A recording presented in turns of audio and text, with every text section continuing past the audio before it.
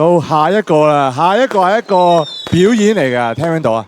煙花匯演啊，好靚嘅煙花匯演。咁究竟我哋人生係追求緊嗰個瞬間嘅燦爛啦，定係平靜嘅過程呢？咁接住落嚟，呢位演講者就會分享佢嘅故事。佢就係我哋嘅 Renee， 佢話佢要帶住護目鏡嚟睇呢個煙花匯演喎。有請 Renee 嘅護目鏡。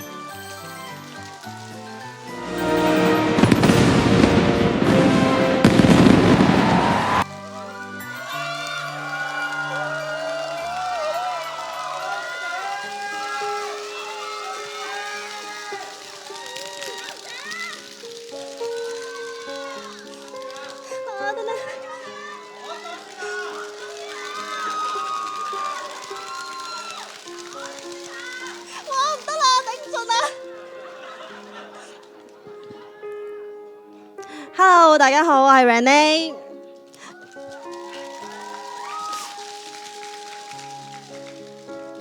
咁今日呢，我就唔係作為一個成功人士去分享啦，而係我用咗28年先慢慢學識點樣做人嘅一個普通人。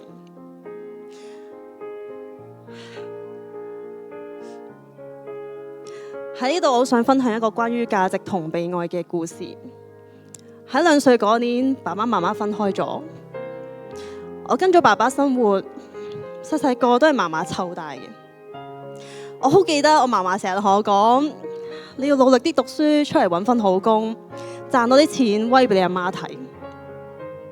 呢句說話就好似粒種子咁，深深種咗喺我心入面。嗰一刻我明白到，只要我夠叻，我有價值，就唔會俾人抌低。於是我好努力咁樣去證明自己啦。小學體操隊瘋狂練習就係為咗攞金牌嗰陣時，所有人欣賞我嘅目光。中學陸運會其實我唔中意跑步嘅，但我年年衝全場第一，我就係為咗上台攞獎，所有人喺看台上為我歡呼嘅感覺。到出到嚟做嘢，日日 OT 唔怕蝕底。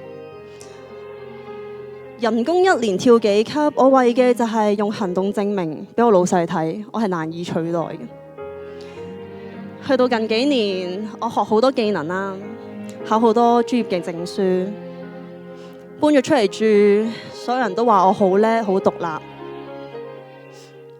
我以為我掌握咗呢個世界規則啦，只要我有價值，就會有人留低。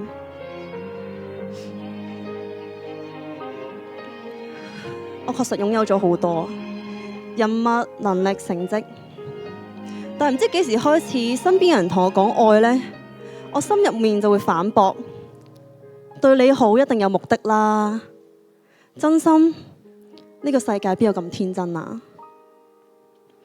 我表面好平靜啊，但我內心其實收埋咗一個我連自己都唔想承認嘅感受。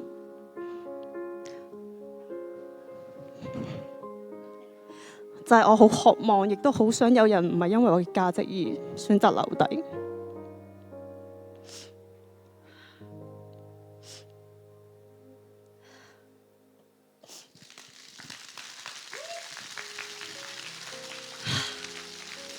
去到半年前有一晚，我自己一個人喺屋企喺度諗：啊，點解有啲人冇乜地位、冇乜成就，但係佢身邊圍繞住好多朋友，好開心。但我貌似好似擁有咗好多，但我內心都好孤單。我終於明白，原來我用咗28年，用價值起咗呢個城堡去睇呢個世界，就忽略咗好多一直無條件留喺我身邊嘅人。今日我好想同一個人講一句說話：爸爸，唔知你記唔記得呢？舊年我事業遇到樽頸，我覺得我好廢好冇用，我好討厭自己嗰個階段。有一晚我翻咗嚟屋企食飯，你煮咗一台都係我好中意食嘅餸，你好溫柔咁樣問起我近況。嗰一刻我就係覺得好煩同埋好攰，我唔識得同你解釋呢一個狀態嘅我，因為連我都唔中意我自己。我竟然將所有情緒發泄咗你身上，我衝咗出門走咗去。我落到樓下，我收到嘅係你嘅一個錄音。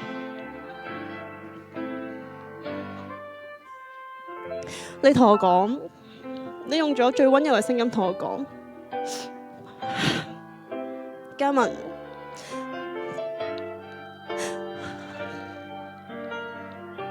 做嘢慢慢嚟啦，唔好俾咁大壓力自己。屋企你唔使擔心㗎。嗰一刻我喊到停唔到，我好內疚，好對唔住。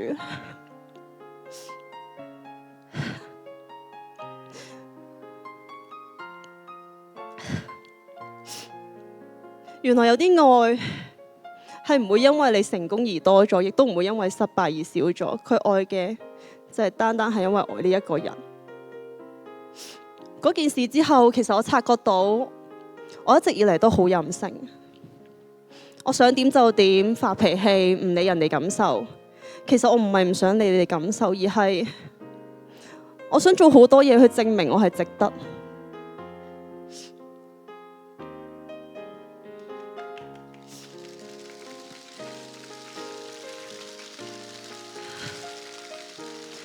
我想證明自己係值得擁有無條件嘅愛。唔知大家會唔會都同我一樣，用證明自己嘅方式活得好攰，或者都係帶住呢個濾鏡去睇呢個世界，而錯過咗本身已經存在住嘅愛。慢慢我開始放低咗呢個價值濾鏡，我發現原來身邊一直存在住溫柔。會有朋友記得我隨口提過好中意食嘅嘢，佢經過會買俾我，亦都會有朋友記得我中意嘅小物件，有一日送到去我面前。以前嘅我心入面會有個計數機，會計住到底我要回報啲乜嘢俾佢呢？我要送啲咩更加貴嘅嘢俾佢？但係今日我可以好單純咁樣講一句，多謝你，我收到咯。最後，我好想多謝我屋企人、朋友同埋今日嚟到現場支持我嘅每一位。喺我一生想證明自己嘅時候，你哋依然選擇留低。就你哋用行動話俾我知，就算我唔用成就去定義我自己，我都值得擁有一個純粹而簡單嘅愛。最後，崔嘉文，我應承你，就算你唔完美，我都會係最愛你嗰一個。我係金雲20 Renee， 多謝。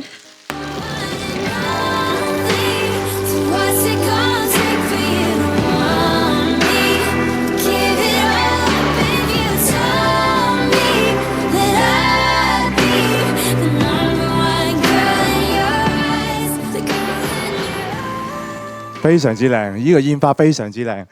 咁我想問下大家，呢煙花係孤單咁喺天空度綻放係最靚啊，定係佢個過程係最靚呢？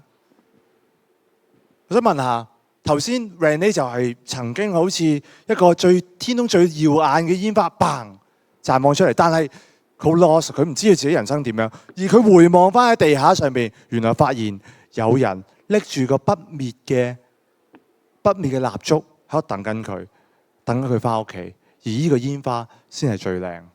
再次俾掌聲 ，Renee。